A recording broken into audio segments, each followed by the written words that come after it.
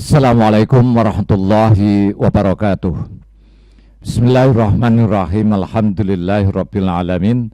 Wassalatu wassalamu ala asyrafil anbiya wal mursalin sayyidina Maulana Muhammad wa ala alihi wa sahbihi ajmain, amma ba'du. Selamat bertemu kembali dengan saya Muhammad Ajib di channel Kampung Ilmu Al-Falah. Channelnya orang-orang yang tetap istiqomah mencari ilmu. Pada kesempatan ini saya akan menyampaikan kisah sahabat Tufail bin Amr masuk Islam. Fahadhihi kalimatun yasiratun fi tarjamati sayyidin min sadatil arabi fil jahiliyati wal islam. Wa hakimin min hukamaihim wa syairin min syu'araihim, innahu sayyidu tausid Tufail bin Amr. Faqad kana muto'an fi qawmihi syairan labiban syarifan kathirad diyafah. Tufail bin Amr adalah seorang penyair yang manis tutur bahasanya dan orang yang sangat cerdas. Di tengah kabilahnya, dia seorang yang selalu didengar ucapannya, ditaati kaumnya, orang yang bijaksana dan banyak menerima tamu. Suatu hari dia berkunjung ke kota Mekah. Bagi bangsa Quraisy, keislaman seorang seperti Tufail adalah masalah yang sangat besar. Oleh karena itu, para pemuka dan pemimpin bangsa Quraisy mendatangi Tufail.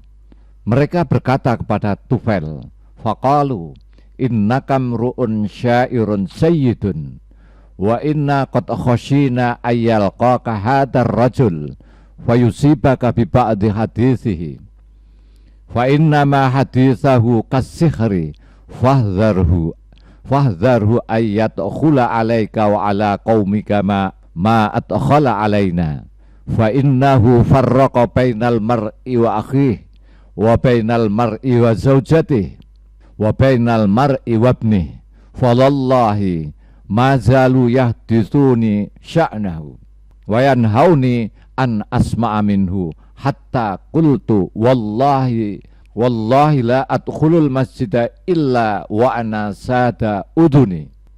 Mereka berkata, kamu adalah seorang laki-laki, seorang pujangga ulung, dan kami khawatir orang ini, yang berkata itu sambil menunjukkan jarinya ke arah Nabi Muhammad yang sedang sholat, kami khawatir orang ini bertemu dengan kamu, lalu sebagian perkataannya dapat mempengaruhimu, karena ucapannya bagaikan sihir, maka hati-hatilah terhadapnya. Jangan sampai kamu dan kaummu mengalami apa yang kami alami, karena pengaruh kata-katanya dapat memisahkan seorang dari saudaranya, antara suami dan istrinya, antara bapak dan putranya. Sampai aku berkata, demi Tuhan, aku tidak akan masuk masjid kecuali telingaku ditutup. Ketahuilah, orang yang sedang melakukan sholat di samping Ka'bah itu telah merusak persatuan bangsa kami dengan agama baru yang dibawanya. Dan dengan kata-kata sihirnya, dia telah meletakkan batu perpecahan di antara kami. Kami khawatir dia pun kelak akan membuat kabilahmu terpecah menjadi dua kelompok. Alangkah baiknya bila kau tidak berbicara dengannya. Selanjutnya Tufail mengisahkan, setelah mendengar keterangan para pemuka Quraisy itu, muncul di hatiku rasa takut, karena khawatir terpengaruh oleh ucapan-ucapan penuh sihir orang itu. Aku bertekad untuk tidak berbicara dengannya, bahkan tak akan mendengarkan ucapan-ucapannya. Untuk mencegah pengaruh sihirnya itu, sewaktu tawaf, aku menyumpalkan kapas ke dalam telingaku, agar tak terdengar oleh kedua telingaku untaian ayat-ayat Al-Quran yang dilantunkan dan bacaan-bacaan sholatnya. Suatu pagi, masih dengan kedua telinga tersumpal kapas, aku memasuki masjid. Tanpa sedikit pun ada keinginan untuk mendengarkan kata-kata orang itu, maksudnya Nabi Muhammad. Namun tiba-tiba kata-katanya itu terdengar juga oleh kedua telingaku. Ternyata sebuah rangkaian kata-kata yang sangat manis dan indah. Aku benar-benar terpesona, merasakan nikmat yang luar biasa ketika mendengarnya. Setelah itu aku berkata sendiri, duhai ibu, janganlah kau duduk dalam duka. Bukankah engkau seorang ahli retorika dan cerdas? Lantas, apa salahnya bila kau dengarkan kata-kata laki-laki itu? Jika ternyata baik, maka terimalah olehmu. Sebaliknya, bila itu buruk dan tidak terpuji, maka tolaklah, kata Tufail dalam hatinya.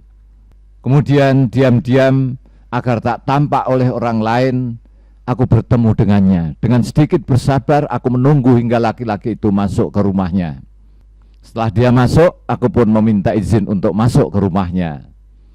Di dalam rumah itu, kuceritakan semua peristiwa yang kualami dari awal hingga akhir. Aku berkata, orang-orang Quraisy telah mengatakan suatu hal yang buruk menyangkut dirimu kepadaku. Awalnya, aku tak pernah ingin bertemu denganmu. Hingga akhirnya untaian ayat-ayat Al-Quran yang terdengar olehku telah menarik diriku kepadamu. Ku ingin engkau menjelaskan hakikat agamamu itu apa. Dan bacakanlah sebagian dari Al-Quran kepadaku.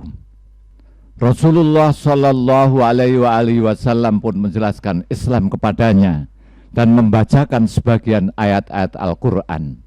Setelah mendengar bacaan Al-Quran dari baginda Nabi, Tufail pun bersyahadat di depan baginda Nabi. Kemudian Tufail melanjutkan, aku bersumpah demi Allah, tidak pernah ku dengar kata-kata yang lebih indah dan mempesona darinya. Dan tidak ada agama yang lebih lurus dari agamanya. Aku lalu berkata kepada Rasulullah Sallallahu Alaihi Wasallam, Aku adalah orang yang terpandang dan berpengaruh di kabilahku. Karena itu, aku akan berusaha keras untuk menyebarkan agamamu ini di antara mereka.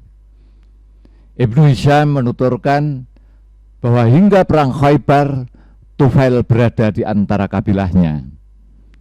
Dia selalu berusaha keras untuk menyebarkan agama Islam selama berada di antara mereka. Pada hari terjadinya perang Khaybar, ini perang Khaybar itu perang dengan orang-orang Yahudi yang tinggal di benteng Khaybar. Nah, ini pada hari terjadinya perang Khaybar, Tufail ini dia bersama 80 keluarga muslim lainnya bergabung dengan Rasulullah Sallallahu Alaihi Wasallam. Dia sangat kuat memegang agamanya itu. Hingga akhirnya sepeninggal Rasulullah Sallallahu Alaihi Wasallam pada pemerintahan salah satu seorang Khalifah Rasyidin dalam peperangan Yamamah, dia termasuk di antara kaum muslimin yang berhasil mereguk madu kesyahidan. Assalamualaikum warahmatullahi wabarakatuh. Muhammad Ajib.